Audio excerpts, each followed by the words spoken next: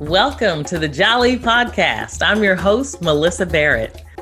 This podcast is for those who are interested in the conversation around diversity, inclusion, and equity. Each week, I'll be interviewing a guest who has something special to share or is actively part of building solutions in this space. Let's get started. Lisa Brewer is the owner-director of Mission Art 415 Gallery and president of Mission Art 415, a nonprofit organization. Founder of the Lilac Mural Project, San Francisco, and International Art Gallery Fine Art Brokerage. Singapore, Dubai, Moscow, London, New York City, and Paris.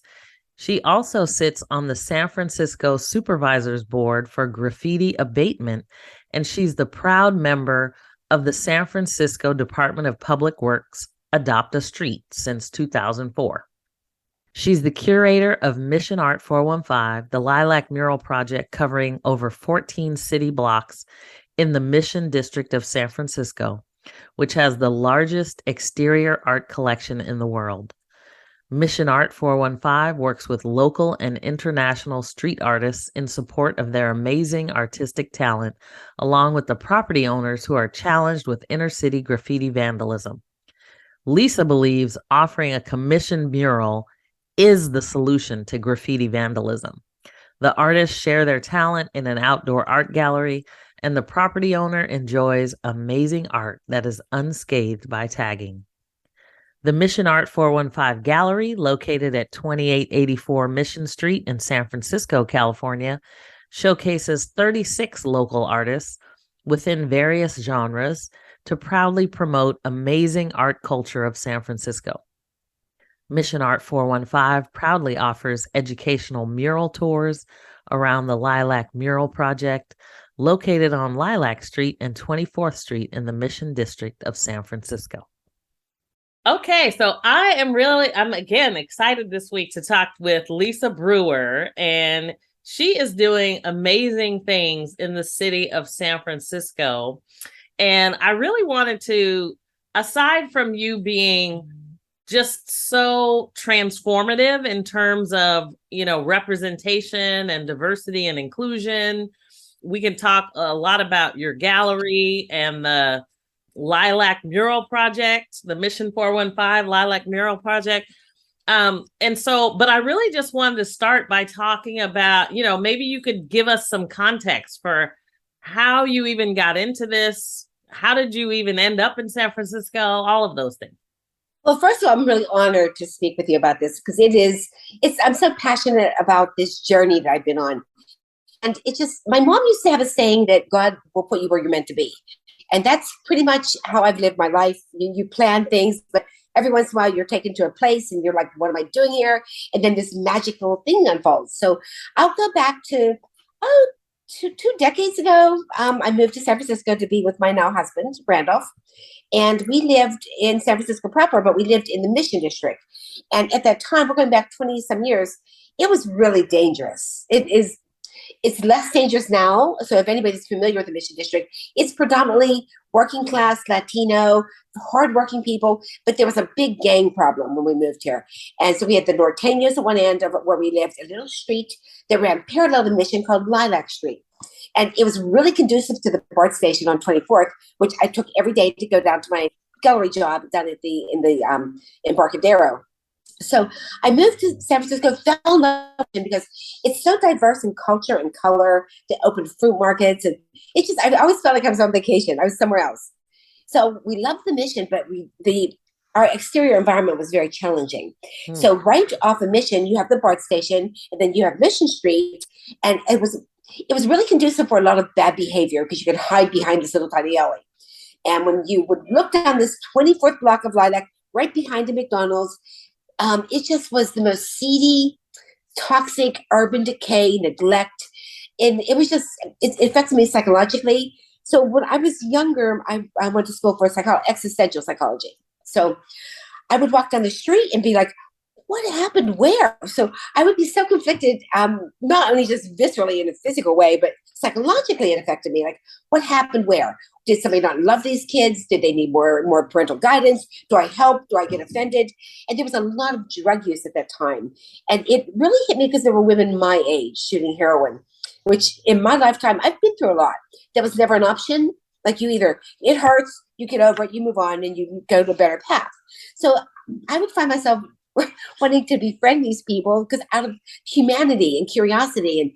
And it was just, I can't even articulate the challenge from an intellectual standpoint. When you see somebody your age shooting up heroin on the street, they should have a family or be loved by somebody, and you're trying to help, but you don't know how to help. So that was the precursor to all this. So I said to my husband, I cannot be on the street and step over these people every day on the way to my 7-figure job in an art gallery as a very responsible director in brokering art internationally. I'm like, I can't do it. It's killing me. And I said, I've got to move to somewhere like the marina. It's killing me. And he's like, well, Lisa, let's bring in a muralist. And I'm just giving you the honest story of this. He said, let's bring in someone to paint the exterior of our flat. That way, when you come home, you'll have something to walk into nicely to greet you. So as I do these mural projects, and I speak about this at City Hall, if you have tagging on a building, if you have graffiti vandalism, it precipitates bad behavior. And the theory is, from an existential point of view, if I don't care about my property, then you shouldn't care about my property, but go ahead and behave poorly. So when you look down this one street, it was nothing but black and red, silver, 2-color throw-ups, they call it. It was awful. So you had all this bad energy coming in. So I said to Randolph, I'm like, you know what? I grew up in rural Pennsylvania. If somebody painted on my building, I would instantly have them arrested. So I'm coming from that whole paradigm. You don't paint on somebody's house. It just doesn't happen. So he would say, you're in a city. You do what you do when you're in a city. The only way to combat that is putting something beautiful on it. So I was not buying it. And then what I really wasn't buying is that we were paying for it. I'm like, can we just buy a house first? Can we get our own stuff? So we had this kind of interesting passage when we first started. So we found an artist, his name is Cuba. Cuba is actually inducted in the Library of Congress as being the godfather of graffiti. And Cuba came from Baltimore, Maryland. He was one of 4 siblings from a Black family, but he moved to San Francisco to be homeless to follow the Grateful Dead. And it wasn't that Cuba was a great artist, God rest his soul, he's no longer with us. It was that he was everywhere. His name was everywhere in this. And that was something that happened probably in the late 90s, early 2000s. People just tagged their name everywhere. So they were branding themselves, which is kind of genius. So we brought in Cuba, and Cuba brought in Mark Bodie. Mark Bodie is known, and I'm sure your viewers will know this. His father was Vaughn Bodie. Vaughn Bodie was known as the brown comic book creator. And he started the comic book in Haight-Ashbury in the 60s. And if you Google Vaughn Bodie, you'll see Janis Joplin reading his comic books and Jimi Hendrix. And he was one of those. He was also one of the first transgressors in San Francisco. So there was a big billboard that went down the freeway, and it had a Bodie, who honestly looks like Jesus Christ. He had the white gauze gown on with the long hippie hair, and it was from Apple, and it said, think outside the box, like Vaughn Bodie. And Apple was promoting him as being a legendary creative thinker. So Mark Bodie, being his only son, inherited all Vaughn's creative when Vaughn passed, and Vaughn passed at a very young age. So Mark went to school. I think he was educated at Brown, fierce education in animation, very well-known cartoonist. He was also the creator of the Teenage Mutant Ninja Turtles. So when Cuba brought in Mark Bodie with all this pedigree, the world opened up. And I'm not getting it because I wasn't in that space. Even though it's art, more of a Matisse, Renoir, kind of, Monet kind of art space. And my husband is all about the graffiti. And he knew all these people. And he would be like, Lisa, it's Vaughn Bodie, it's Mark Bodie, it's Cuba. And I'd be like, so who are these people? I don't know them. So he would nudge me and let me know who they were. I don't know who they are. I mean, I treat all people beautifully as just children of God, but I wasn't starstruck by anybody by any means. So looking back over 20 years, the people that Randolph introduced me to are known as the legends of graffiti. Graffiti, when I first started this project with Randolph, it was known as vandalism. It was a crime. It was a lowbrow art form that only vandals did.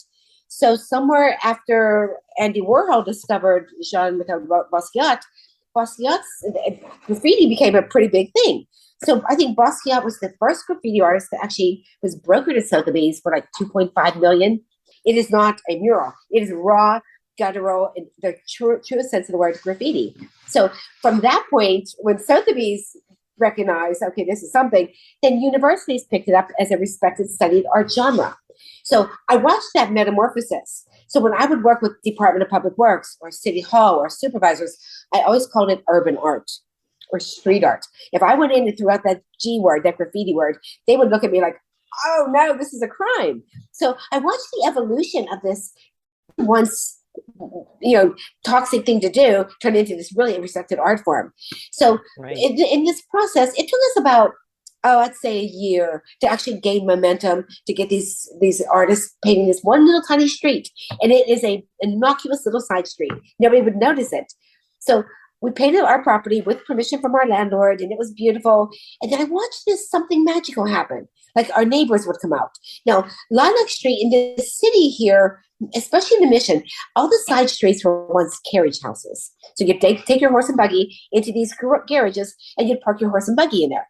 So the opposite end, the house, the master's house, opulent, like, $2 million properties with lanais in the background, and then these little carriage houses. So with the gentrification, they were refurbishing these carriage houses into apartments, but still not part of the main house. The main house on Cap Street, which runs parallel to Lilac, they're mansions. All in San Francisco, a lot of the side streets were carriage houses. So there was a lot of tagging. And then it would bring in that bad element. So we were on this little tiny side street, and one mural turned into 2, turned into 15 blocks. And it was just, we were at the right place at the right time with open hearts and open minds. And my mind wasn't as open as Randolph's was. He got it. He is a true visionary. He will understand greatness way before it happens. I need a little bit more convincing because of my more educational, logical mind. Like, let's think all this through. Let's think about the variables. And I really didn't get the fact that we were paying for everything because we were struggling ourselves. Like, we were not living large with trust accounts. We're eating ramen to buy paint to beautify the environment. City Hall wanted absolutely nothing to do with it. It was just a pet project, like no funding. Absolutely. Actually, we've never received a scintilla of funding. And we worked on the Earl Gage Jr. mural project, which was last year, from Supervisor Dean Preston. The only time in our path anyone ever funded or offered to fund anything. So that's how the story started. And I know I'm just speaking here, going on, but the magical journey was the meeting of the artists. Right. And because we were in it and we're cleaning up the streets, and I'm picking up needles and defecation and gloved up in hazmat suit and then buying lunch, and we're building a family. And it was in the family process that the artists came. And then it was predominantly just artists from the San Francisco area, and then artists from around the world came, and it became an extended family. And we've got about, 6,500 artists that work in Mission Art 415 in our blocks. Oh my goodness. It's a rotating canvas, but they call me Mama Lisa. They're our family. We love them. If they come in and they need $10 or whatever, we give it to them. It's a relationship that far surpasses, I painted on a building for these people. We just took them in as our own. But what was so interesting to me, though, is because I don't know if people can quite understand the concept that you took, because honestly, I don't live in San Francisco, but I have lived in the Bay Area now for decades, we'll just call it. And when I went and saw the alley that you showed me, I saw like one block. I haven't even made it to all 14 or 15 blocks, but it's an amazing collection of artwork that is represented by so many different cultures, and it's literally on people's houses, which I was like, wait, I don't know if I would put a mural on my house. So, and then, you were telling me about the story of one person who didn't want to paint a mural on the house, and yet that house keeps getting tagged all the time. It's been an amazing case study because I, like you or most people, you're property proud. You have your house, you want to paint it whatever color, and you have your garage and your flowers, and that's your home. Painting on an exterior property space in somebody's home blew my mind, first of all, because it's just something coming from, Pennsylvania, you don't see. So I had a really hard time adjusting to that. But it turned this, you have two choices in the city, especially in a city like the Mission or Haight-Ashbury. In the more trendy places, you have the option to have either a mural or a lot of graffiti vandalism. And graffiti vandalism, there's a psychological component that makes it very unappealing. It's ugly. It's somebody's name. It's haphazard. They're going by and it's just a kind of destruction of property is how I look at it. When you put a mural up, it becomes a beautiful work of art. So you have two options, because if you have a clean exterior space, it turns into a canvas. And either a muralist is going to paint it or you're going to get tagging. So pre-COVID, and they're going to reinstill this, I sit on the San Francisco Graffiti Abatement Advisory Board, which has been appointed by the supervisors. And and because I have this 20-some year case study of this project, I can articulate to nauseam what does and does not work. You have a clean canvas, it's going to be tagged. Somebody's going to come in at 3 a.m. on a skateboard and throw their name up there, and then somebody else throws their name on top of that, and it becomes a bit of a battle. It becomes an ego battle wall. Okay, they went over my name, I put my name. It just becomes this huge tagging, and we have several examples of this. Property owner will not give permission to paint. They go out and paint it, and then it's tagged. So pre-COVID, the San Francisco Department of Public Works had a mandated law that if you have tagging, graffiti vandalism on your property, you are fined $500 a day until you paint it. It's like it's like 2 properties long. Miss Lee is her name. Thank you, Miss Lee. She's called the police on me so many times. So Miss Lee does not want a mural. So I'm like, no worries. I get it. It's your property. But so she paints it green, beautiful moss green. And then every morning when she wakes up, it's tagged. I'm talking, there's not one. It's bubble letters. It's 2-color throw-ups. It's a bomb. It's all these different forms. It's a great lesson on graffiti because it's every hand style form on this one wall. And then she has to go out and paint it or she's going to be fined $500. So I said to her not too long ago, Miss Lee, I know you don't like murals, but let's just break this down mathematically and sweat equity. You've been out here for 23 years that I know of, painting your property. How much is a gallon of paint? Kelly Moore, $65 a gallon. I buy them all the time for the artists. I'm like, you're spending money on not only painting, but the labor, the sweat equity, and then the frustration. I'm like, just do the actuary over 23 years, what you spent on paint. Put a mural up. Miss Lee was not having it at all. So randomly, I always tell the artists that we know, do not touch Miss Lee's property because she will have you arrested. Without equivocation, that cop car is going to come out and say, hey, Lisa, and then I have to end up painting the property for her. So I'm like, guys, just avoid her. Yeah. So COVID came and everybody stopped everything. There's no graffiti abatement law. There's no anything. You're hunkered down. You're sheltered in place. The only people in the streets here in the Mission were the taggers, and they bombed the place. Bombing is when you take a giant, it's called a fat cap. It's an aerosol can. The cap has a nozzle on it like this. And you put that nozzle on, and it's like a paint sprayer. And it just sprays. That whole can will go in a nanosecond. It's like a big spray gun. And then they have a thin cap. There's like 35 different caps to use on these aerosol cans to get your desired effect. But they'll take a fat cap, just bomb. They bomb the whole entire area. So now I'm working with City Hall to try to bring this back to good. Let's reinstate these graffiti vandal laws and the abatement and all that. But so the reason I'm telling you this, during that time period, Miss Lee does not live here. She was hunkered down wherever she was. And so we had a couple artists come in, and I'm like, guys, I'm just telling you, I can't tell you not to paint on this property. It's not mine. But I'm telling you, if Miss Lee rolls in her Mercedes, you better run because she will throw you in jail. And so they're like, oh, we'll take our chances. They painted the most beautiful mural. It took them from 8 o'clock in the morning to midnight. And I have to say, deduction-wise, they put about $1,500 of spray paint onto that mural. And it was just abstract, and it wasn't political or controversial. It was just a beautiful work of art. And it ran the entire 15 months that we had this shelter in place. Well, everything gets lifted. Eventually, Miss Lee rolls in her Mercedes, and she's like, oh, and she calls me. She's like, Lisa, you're going to jail. And I'm like, I didn't do it.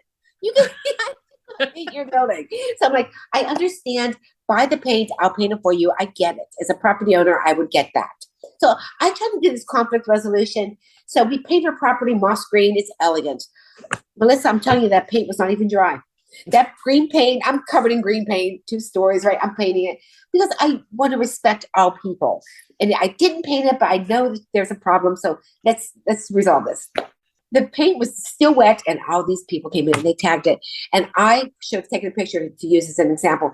It is from top to bottom, not one piece of green is showing. It is silver names, big bubble letters, big, all kind of just wild style tagging, some horrible messaging. And I'm like, now the only way that DPW will get involved now is if there is gang or anti-Semite messaging on a wall. They quash that instantly. But if it's just, John loves Jane or I hate Sam or whatever it may be, it runs. So wait. So you said, did you say $500 a day? Until you buff it. I thought you meant $500 they're fined. $500 a day until you buff that. Yes. Oh my goodness. So the motivation is, let's get out there and take care of this graffiti, because the longer you allow graffiti to run on anything, a garbage can, a mailbox, your property, it just encourages more graffiti. So they want to quash it instantly. So if they don't quash it instantly, it's just going to turn into this hotspot. And there are several graffiti hotspots. It's called tagging. So here's the education with graffiti is all aerosol.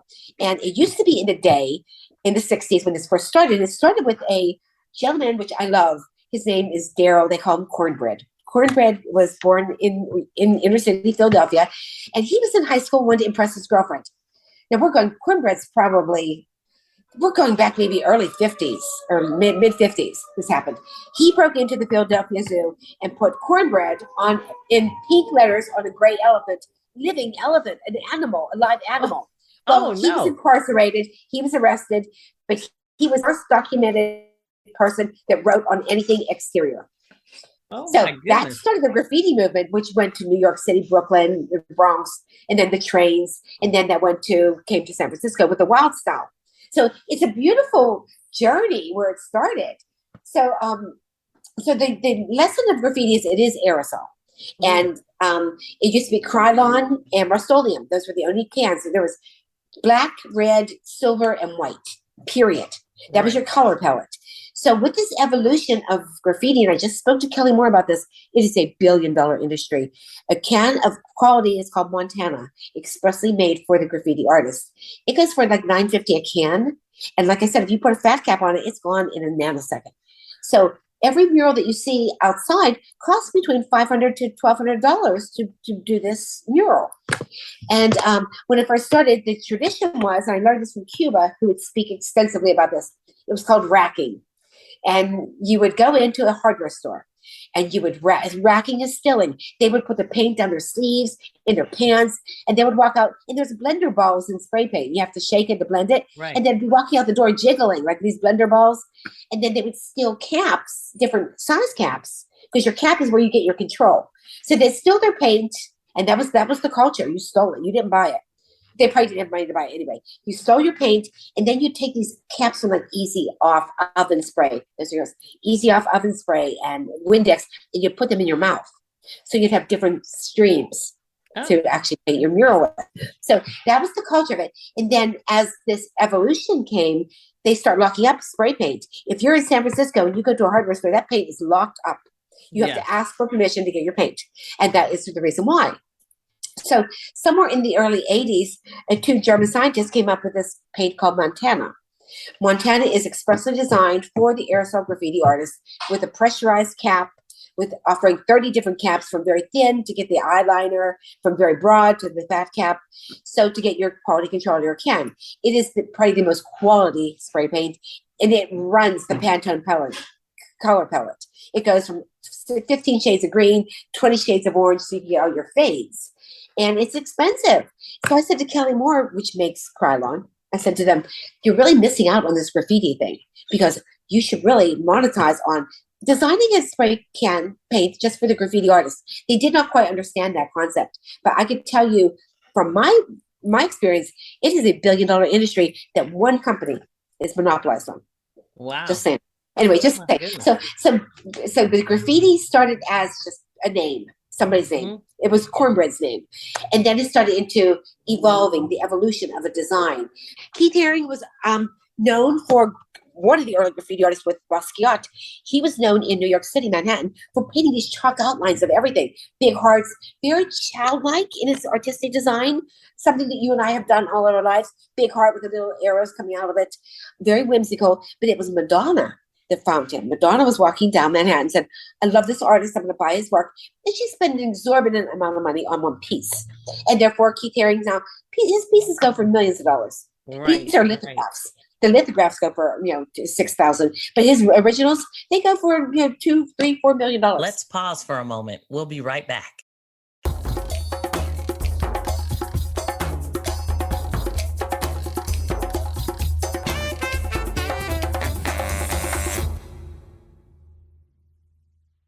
This is why I love hanging out with you, because it's not solely about the art. You bring like all the history and the stories with you, which is amazing because, you lose a lot of that. You don't have a lot of books on necessarily the graffiti artists you're talking about.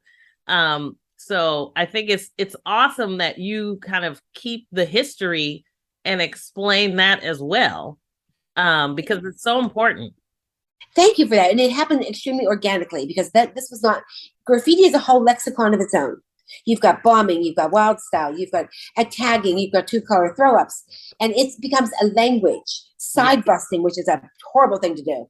So only because I was in the street and I learned, started with this when I was 42 years old and I just turned 64. So I've learned through being in it.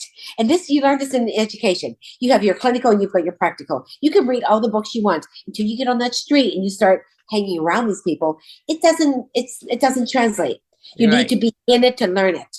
And so, because I was in it buying food or talking to them or thanking them or just hanging out with them, it became something that, I just kind of by osmosis developed. But back to the wild style was actually developed in San Francisco. So we had the name, the tag name, and tagging is your name. And it becomes, with my psychological background, in psychology background, when you put your name on something, you identify with it. I don't care if it's a library book or a school book or a garbage can. My name's on it and it belongs to me. What I've deduced, and this is my own assumption and deduction from being in this industry, you have a lot of, and the age is anywhere from 12 to 90. It's not determined by age. You have a mass of humanity that has no identity. Yeah. They are, especially in inner cities, and you see them on the streets and they're lost and they have no direction. They don't have any guidance. And once again, it's not contingent on age. And you'll see them writing their name on something. And therefore, if my name's on something, therefore I exist. I'm part of this world because my name's here and I get it. And even though I think it's still graffiti vandalism, I understand the psychology behind it. So what we've managed to do is give these artists that want a voice and show some kind of interest or talent, hopefully both. We give them this platform to paint outside where people can actually see them and watch them and talk to them, discover them if so, and support them with a donation or a can of soda. So we've given this platform to help artists, struggling artists, or people that are lost have some sort of identity. Well, and I mean, that just goes to show you, though, in so many different ways. I know a lot of the schools have lost a lot of the art. And there's so many challenges with respect to, just highlighting artists. And, art is such a critical aspect of culture and our lives that it's so great to see that, you are kind of putting a different spin on things, and really bringing, you tell the story about the mural with Santana. That was incredible. So as we've been doing this for 2 decades, right, we're painting side streets, and we had a great commission with, not a commission because it wasn't financial at all, but it was very spiritually rewarding. All the California parking lots called us to bring artists to paint the exteriors because they were tagged. So we worked with some good companies. In the graffiti industry right now, we have probably we work with thousands, but there's a scintilla that have mastered this form of aerosol. And if anybody is listening to this has the opportunity to watch anybody paint with aerosol, other than furniture, please watch it, because it is masterful to watch this liquid spray turn into something magnanimous. So there's probably, I can count on 5 out of my whole collection of artists that can actually wow somebody with an exterior work of art, from photoreal to surreal, and it's just everything in between. I can take a picture and say, paint this, and they do it masterfully to spec. So we have had this wall space in the Mission, and we have 15 blocks in the Mission of murals. Probably it is the largest exterior mural project in the world. So I had this property space, and it was private, which is a blessing. When you have public spaces, you've got to work with public government, the officers, the officials, Rec and Park, Arts Commission, and they control that. When you have private property, somebody's home, they're like, have at it, paint what you want. I'm not paying for it, to do your thing. So we had this space, and it was beautiful. And it was right on the 24th Street BART station. If anybody knows where that location is, it is the heartbeat of the Mission District. So I had this 2-story property. It was a coffee shop. And it was wooden. It was tired. It was old. I'm like, I need to put something up here that's going to inspire masses of humanity that pour out of this BART station. And the numbers pre-COVID was staggering. It was like 100,000 people a day poured out of that one station. So you're impacting. As soon as they come up the escalator, all they see is this giant, tired, nasty building falling off with paint hanging everywhere. Like, whatever they see, the first they see a big blue sky, and then this, whatever it is, has to be inspiring. So I'm thinking, and a friend of mine knew Jorge Santana. Jorge Santana, the Santana family grew up about 3 blocks from the BART station in the Mission. They moved from Jalisco, Mexico, when they were all very young. And the story is Jose Santana and his wife Josefina had their family in Jalisco. Jose Santana, probably when he was 20s, late 20s, came to the Mission District from Jalisco to play as a mariachi. Now, we still have a beautiful mariachi. If you've not seen mariachis walk through all the restaurants, come to the Mission, grab a burrito, and watch these mariachis. They come in, they play their instruments, and they're all syncopated, and they walk around with a little bag, and you give them change. I can't imagine in the 40s there was a lot of money in that, because there's not a lot today. But he played as a mariachi and lived here for several years to save enough money to go get his family and bring them back legally. And I think there's 7 or 8 siblings, to bring them back legally to live in the Mission. And he wanted a better life for his family. So that was the story that hit me. Like, wow, do you need any more inspiration than that? Because you're working hard. It's tiring. He's living in a house with maybe 10 other guys, musicians, and every day he's out there playing. So I wanted to share his story, but I met his son, Jorge Santana. Jorge is Carlos Santana's younger brother, and he was just lovely. He was such a precious soul that I wanted to just honor him, because he was a precious soul. And he was gentle and kind and articulate, and he was like a breeze, just peaceful, no ego, gentle. I took him down one of the streets, and somebody was sitting on the side of a cement doorstep, and he just gently took some money, I don't know what denomination, out of his pocket and gently handed it to him. He didn't like flash it out, like, here's money. He was just very respectful to the person's plight or position. And so I met him at the gallery 2 years ago on October 29th. He walked into the gallery to talk to me about this mural with his big bouquet of flowers. And I'm like, so my birthday is October 30th. And I'm like, how'd you know it's my birthday tomorrow? Happy birthday. Thank you. He said, I didn't. And I thought, I just thought somehow Facebook, whatever, he knows my birthday, no big deal. But he didn't. He just brought in this big bouquet of flowers as a kind gesture of love, which I'm like, who does that? I mean, really? So this guy was just so beautiful and blessed. So we walked over to this very tired, tattered building that needed some love on it. And I said, I'd be honored to honor your family with a mural on this building. And these big tears rolled down his face. He's like, I can't imagine. So he was a great musician. He wrote the song Suavecito, which is the theme of the Mission. If you have a chance to Google it, you know it. He played it at Chase Stadium with his brother Carlos. Suavecito is my husband Randolph is our favorite song. So he wrote the song, and he was an excellent musician, but Carlos was the discovered musician. So he kind of, I don't want to say he was in his shadow, because he was equally as great, but Carlos made it to fame. So he wasn't bitter at all. He was just gently receded from the rock and roll thing.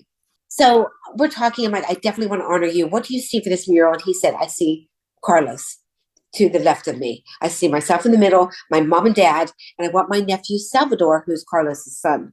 So there was Carlos Santana, Jorge Santana, Jose Josefina, and Salvador on this mural. And so I said to my husband Randolph, this is what Jorge wants for his mural. Put it together on a sketch design. So the first process in a design of a mural is to get down on the computer, put all these elements in to the client's request or the honoree's request. So Randolph threw together some things. Jorge approved it. We were getting ready. It was privately funded. It was a very ambitious job for me. I worked with two other people, Dr. Bernardo Gonzalez and Dr. Andy Rodriguez on this. And the goal was Dr. Bernardo Gonzalez is the founder of Latin Rock. And the goal was to get people to donate so we can paint this mural. And it was expensive. It's a 2-story building. It's wooden. It needed sanded down. It needed primered. It needed a boom lift. It needed insurance. It needed paint. It needed a great artist. So all these factor into a lot of money. Yeah. So we're just getting ready to paint this mural and COVID hits. Oh. So I'm reaching out to Levi Strauss that have funded us before on different projects. I'm like, do you want to be a sponsor? So when you're a sponsor with the mural, we give you a big bronze plaque. We put all the sponsors on it. Like these people made this happen. So we do unveiling ceremonies where you get to speak. All the sponsors are a visceral part of this project. I called people that leave Harley Davidson. They're like, it's COVID. We have no idea what's going to happen to us. We're shut down. There's no money. I'm like, oh. So I'm like, oh my goodness. And so you talk about faith and prayer and manifestation. I'm like, somebody out there has to have money. Somebody has to love the Santana family. So I just start calling everybody I knew from my fine art collectors around the world, Sri Lanka, Singapore, Dubai, Paris. Like, do you want to just sponsor this? Germany, people, local people. And honestly, we inched by like $100 at a time, a couple $1,000 donations. And it was miraculous. Up until the day we had the unveiling ceremony, I'm still fundraising. So we get this mural, we're ready to paint, and everything's great. We got some money to start. And we get a phone call. It's Dr. Andy Rodriguez, and she said, I have terrible news. Jorge Santana passed away of a massive heart attack in his sleep. And I'm like, oh my goodness, this beautiful, gentle, light spirit that was so honored to be honored is not going to see this. And I was like, what do we do now? Do we carry on posthumously? And I just stopped everything. I'm like, do we give the money back? I think we fundraised like $15,000. We just disperse it back. And I just prayed about it. And I said, sorry, this is very emotional for me. I haven't talked about this since it happened. I just said, he's still with us, right? I know when my mom passed, I feel her every day. I'm like, we still have to honor him. Even though he's not here, he's on another dimension. He still is here with us. Yeah. And so we did this mural posthumously in his honor, this big halo around his head. And you can Google all this, Santana mural mission, and you can see it. So at this point, I'm still like a little bit in shock. We got the COVID situation. The artist is freaking out. So a lot of drama. It was not a seamless mural at all. Still trying to fundraise, right? So it was the story of the Santanas, the Jose and Josefina and Carlos, and it was the story that made people open up their wallets. And it's a charitable tax donation. So I'm like cold calling. I called Jerry Lewis on the telephone, like, it's a tax donation. Anything over $500, I'll give you a letter. Just help me. So we had this handful of people, and I want to say it was probably about 80 people that from around the world that threw some money together. And when we first decided to do this, I had to reach out to Carlos Santana, to get his permission for his likeness rights. Yeah. So I talked to his gatekeeper, and I'm not going to mention any names, but that man made me cry. He was so, if anybody needs a gatekeeper, this guy is him. He will keep everybody away from you. And I know that's his job, but he was, woo. I got off the phone and I literally shook and cried. He was just like, what are you talking? What are you coming? I'm not giving you any money. I'm like, I'm not asking for anything. We just wanted to honor Jorge and ask for you to honor his wishes. So right. I got off that phone call. I'm like, not talking to them again. So like, it was not even an option. So it took about a year. It took about a year to manifest this mural. So your timing is perfect on this call. Last October 29th. Let's go back 3 days before October. Let's say around the 26th of October, the mural's done.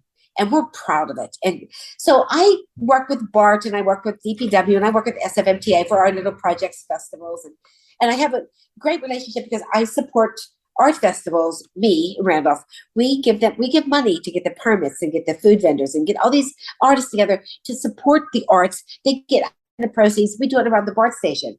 We've done it for 10 years. It is cost prohibitive for us to do this every year. It was once a month. Yeah. So there'd be rent and there'd be the festival. There's rent and festival. That's all we lived, rent and festival. So because of that relationship, I said to BART, hey guys, we just need to shut down a little portion of this. I don't have any money. I have no money for anything. They're like, just take this little sliver and have the selling ceremony. They're like, that's all we need is a sliver. And now between the mural and the BART station, there's a little street called Osage Street. And it's just a little tiny service alley, but it's still a road. So I'm like, hey, SFMTA, can you maybe shut this little down here just for like 5-10 minutes, a half an hour? They're like, nah, I can't do it, Lisa. I'm like, okay, fine. So we have the mural unveiling that we're going to be over at the BART station. You can still see it, not a problem. So 2 days before this unveiling ceremony, I get a phone call from the man that made me cry, the gatekeeper, and he's like, change of direction. Carlos wants to attend. Wow. Like, what? Carl and his whole family. So they took that opportunity. And here's the blessing. And this is the tapestry of spirituality and living your life where God wants you to be. We did this mural, tall order. It happened. It was done. And then it turned out to be a memorial service for Jorge, for the family. Yeah. And all the siblings and the cousins and the extended family. It was not only London Breed and Bevan Defty from BART, the director, and the SFMTA and DPW, and all the powers that be, the police department, the fire department. Everybody showed up, but it was a whole entire Santana family. And they shut down the BART station for that, which never happens. And if you did have the money to make it happen, it would take you years to get a permit. They shut it down in 24 hours. So I'm like, okay, so all that labor, all that community service, I guess I did a really great job. So we had this mural unveiling ceremony, which was, as I look back in retrospect a year later on that celebration, it was nothing short of a miracle. Yeah. It was an honor. It was for Jorge. Jorge made that happen spiritually. But Carlos Santana does not come back to the mission. He hasn't been back here publicly. He may drive through or whatever since he left. Yeah. So he goes to Chase Stadium. But it was pretty epic because he grew up here. And I couldn't advertise any of this because it would have been a mob scene. If we would have advertised, it was all, there was no press release until after it happened and everyone was safely gone. But it was really interesting because when he gave the speech at the end, he had them, and if you pull it up online, you'll see a copy of the speech. But he said, to paraphrase, of course, and the people were standing all around the side because they knew something was happening. And then, of course, the loudspeakers, as they knew it was Carlos. But he said, and I'm paraphrasing, everybody is destined for greatness. And his tone of that was so amazingly sincere. That man is so spiritual that he probably does not touch the ground when he walks. His heart, and that's why he has people around him to guard him from things, because his spirituality shined like a beacon, and he was passionate and he was, emotional. And he said, this is for my brother Jorge, and he just went to a different zip code. He said, he just passed on to a different realm. Don't ever let anybody tell you you can't do something. And he said, well, I'll see you in the next dimension. We all live somewhere forever. And that messaging was just, it reverberated. It touched many lives, just reverberated around the whole Mission District. It was something that I did not do. It was not about Lisa doing it or Randolph doing it. It was something that was a hand of God or Jorge that I could never have manifested that. So that's awesome. What we do. And we did the same thing with Earl Gates Jr., who was the first Black firefighter of San Francisco. This man, he opened the door for people of color and transgender and different walks of life to enter into the fire department. It was Irish. It was old school. It was a club. You would not be a fireman. He entered into this at the heart of like segregation and Martin Luther King, he walked into the fire department like, I would have ran the other way. I'm like, that's not for me. And his daughter, Blondell Chisholm, Dr. Chisholm, talked about that. She said, my dad, he feared for his life every day going to work. Mm-hmm. But he was tenacious, and they abused him. They threatened his life. They hung him off of buildings. They'd urinate on his cot. He had to take his old mattress home because when you work for the fire department, you sleep there for a couple of days and then go home for a couple of days. He was in that awful situation for days with these people abusing him and rose above it and became a civil rights leader and an activist and retired from the fire department. Who deserves, you talk about honoring a hero. So my very good friend, Captain Sherman Tillman, who was at that time the president of the Black Firefighters Association, great organization. Sherman said, Lisa, I wanted to honor Earl Gage on this mural.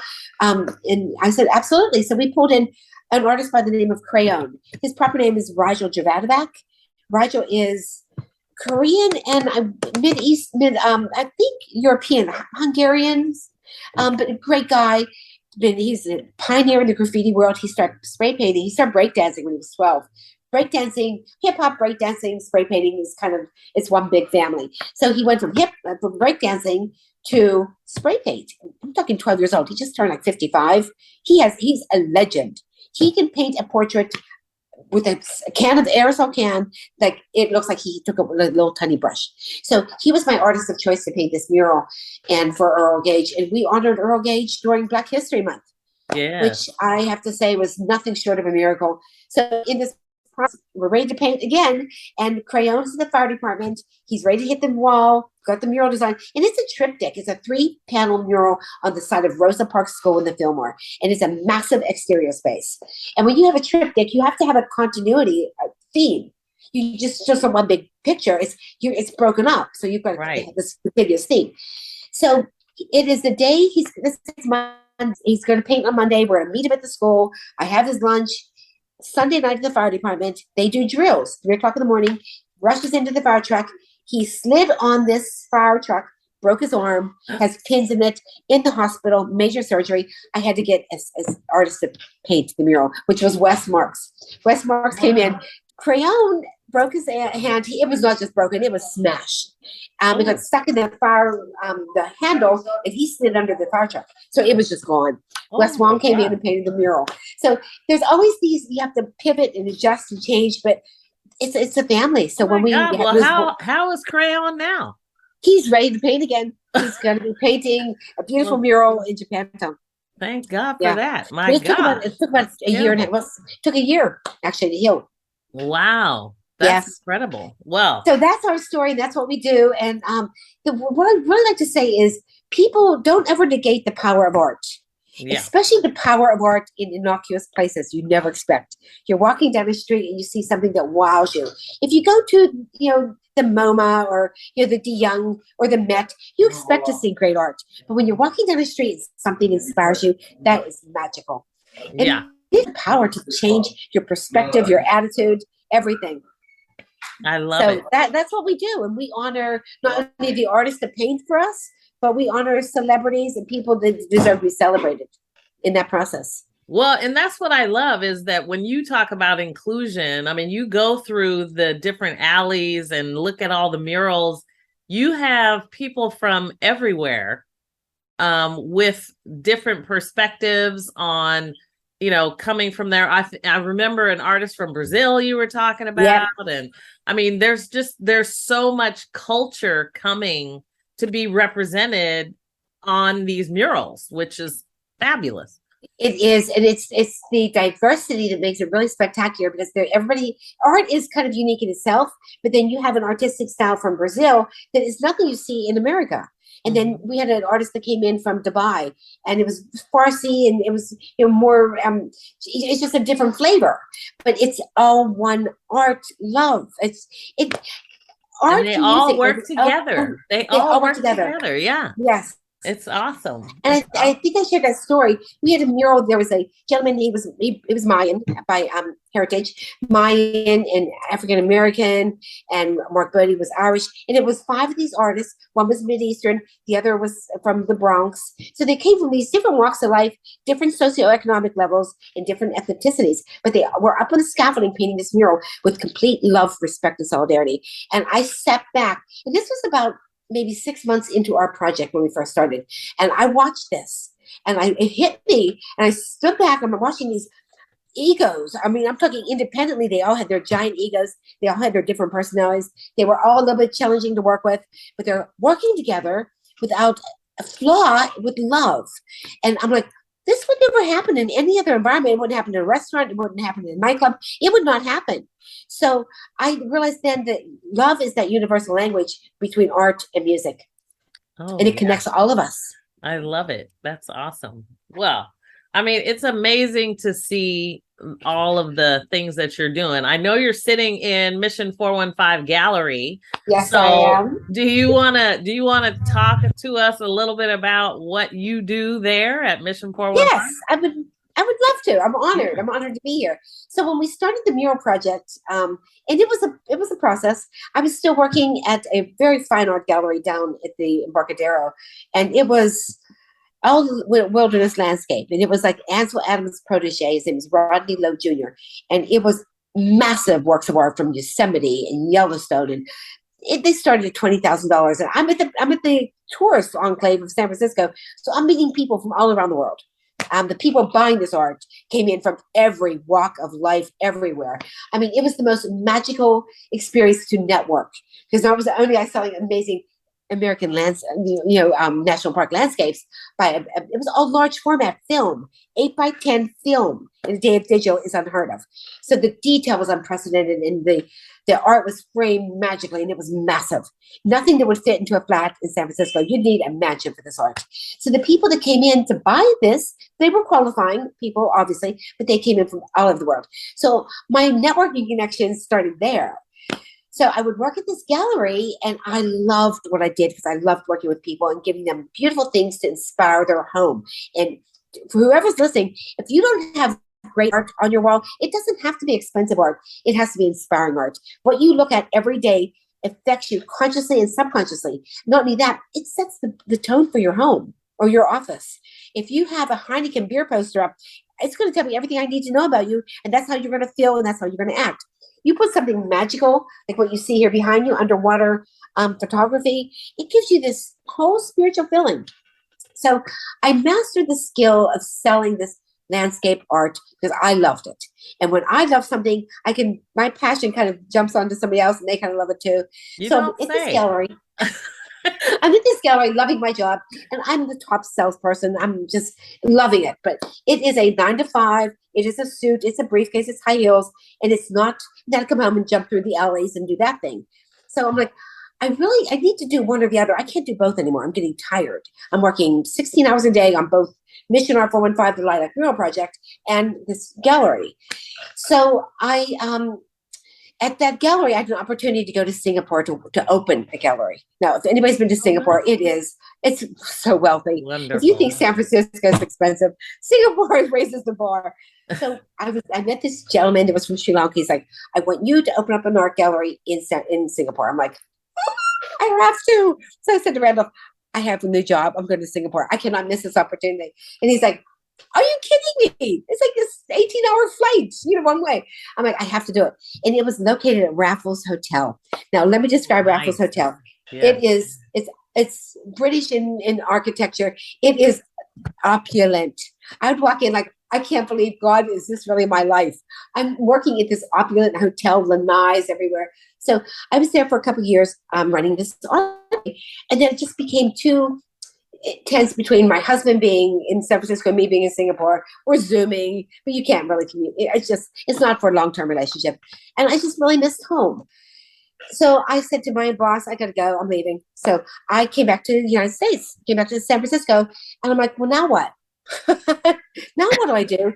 And it just made sense. I said to myself, talk about manifestation. There was a little tiny space, gallery, storefront between our projects. So the Lilac Mural Project is actually 14 blocks, but it's a linear line, and it's 14 blocks. It's flat. So all you have to do is walk like this.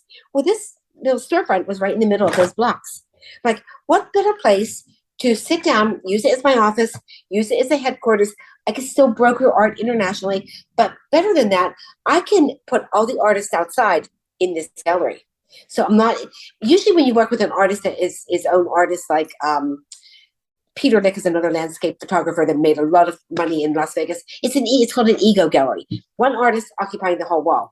Well, my little gallery space has 35 artists, and every artist in here has painted outside for us. So when I do a mural tour, I talk about these artists that donated their time and talent. We didn't pay them. We gave them supplies, but they were out there under their own sweat equity and turned this into this. This is them. They did this. Yeah. So I can actually talk about their dedication and what they've contributed and their ideology and their artistic style. And then when you come back to the gallery, you're familiar with Night Owl and Nate Tan and Mark Bodie and other artists that we have in here that have painted for us for 20 years. Yeah. So that's what we do here in this gallery. And I give free mural tours. I don't charge for them. How dare I charge for something that's free? So we do mural tours, and we've had a couple people offer donations, which was a blessing. We put it back towards paint, but it's more about talking about this happening, and it's just two people doing the right thing, two people that cared enough to change where they lived, to change artists' lives, to inspire people, and it's reciprocity, and that's the circle of life. Well, I still believe that if you go to San Francisco and you want it's like being on a tour. Like, when you take a cruise and you go on a tour, that's what being with you is like, because you are telling everybody the whole story, the history, the culture. I mean, there's so many different components to it. So it's such a joy. And we're honored because we've helped children, put them through college.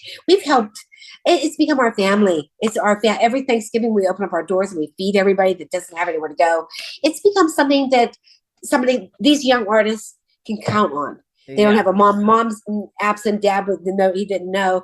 And we've had several cases like that where these misguided, they were on the cusp of either going to a bad dark path or they were going to make something of themselves. And they could have chose heroin or graphic design, and they chose graphic design. And I always, growing up in my life, thank God, people would ask you what you want to be. I'm like, if I could change one person's life, that's all I need to do. I don't have to do anything other than help one person change their life. And Randolph and I have done that, and we're honored to do. And I love that. I mean, my husband was a storyteller, and so his focus was all about oral tradition storytelling and performing arts. But when I think about arts and all of the components of art, it's such a treasure. And I think it's unfortunate that funding has eliminated it from schools for kids, and because it is really then that these young artists identify and really start to understand, like, maybe I'm not going into an office, but I'm an artist and I want to do this. And so it's wonderful to see that you're making such a transformational change and really incorporating inclusion into everything you're doing over there in the mission, which is awesome. Thank you. So congratulations. Thank you. It's my honor to be here. I don't think people realize how expensive art supplies are. You've got the canvas, you've got the paintbrushes, the materials. And when we can offer a free exterior canvas as your palette and give you your paints and put you in front of it, not only is it cathartic for the human being, for the soul, but it gives them an opportunity to, hey, I like this, and maybe I can choose this as a profession, or maybe I can just come out and have a cathartic day. So it just works. Yes. And you are, and I'm looking now, so your website is missionart415sf.org. .org, yes. Yep. So it's, and people should go and check it out, because the mural projects, I've seen murals, people paint murals, but the fact that you have made this a process for rotation of art on homes throughout the mission, it is an incredible sight. So well, thank you, and it was an honor having you here. But honestly, your viewers are more than welcome. Call me. We'll do a tour. It's personal. Bring 30 people. Bring yourself. It's something that I love to share, because the story, it's inspiring that we all know that we can all be heroes. Yes. Well, thank you so much for being here, Lisa. It was such a treasure. you have such a treasure trove of information. Thank So you. I'm glad we could pull some of it out of you. And I encourage everybody, if you haven't been to the mission and seen the Lilac Project from Mission 415 in San Francisco, check it out because it is Please. fabulous. Thank you, sweetheart. Thank you for all the good that you do around the world. Thank you. It's my pleasure. Thank you so much. Okay, Annie. Thanks for joining me on the Jali podcast. Please subscribe so you won't miss an episode. See you next week.